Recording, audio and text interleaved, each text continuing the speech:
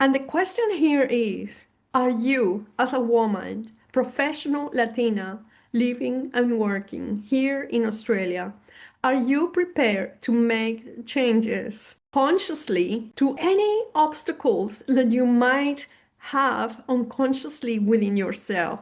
So that is a key question, because what is unconscious, we don't know. However, are you prepared to consciously address anything that is unconscious within you?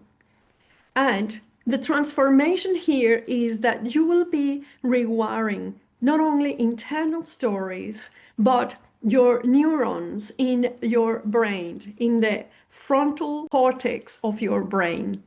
You will be interrupting the transformation that you will see and experience is that you will be interrupting inherited belief and reclaiming clarity, having more clarity, and rebuilding trust in your vision. And this has been one of the things that is been appearing in the conversations with many of you, and is the lack of clarity.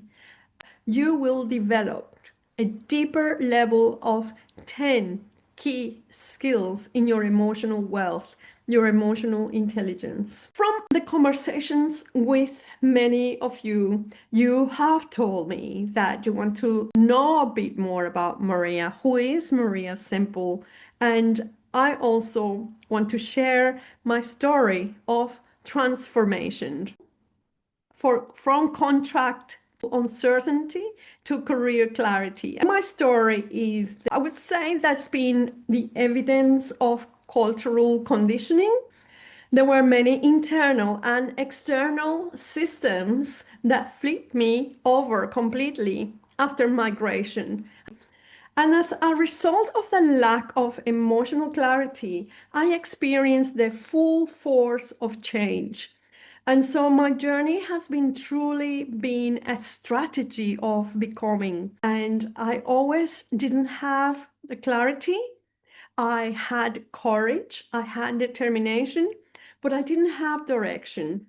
There were times where I kept asking, is there more to life than what I am having? Life was a trap at the time because I couldn't really see myself in any of the jobs where I worked for many years. And then I realized that emotional clarity was not something optional, but it was essential. The one thing is that I couldn't find it anywhere. I didn't know how to get it, and that became a problem. One of my moments of realization when I was in my old country, Venezuela, when I was 17, I realized, and my intuition presented me with an image of myself standing on a bridge with a river crossing and a spire in this city where I just had this image.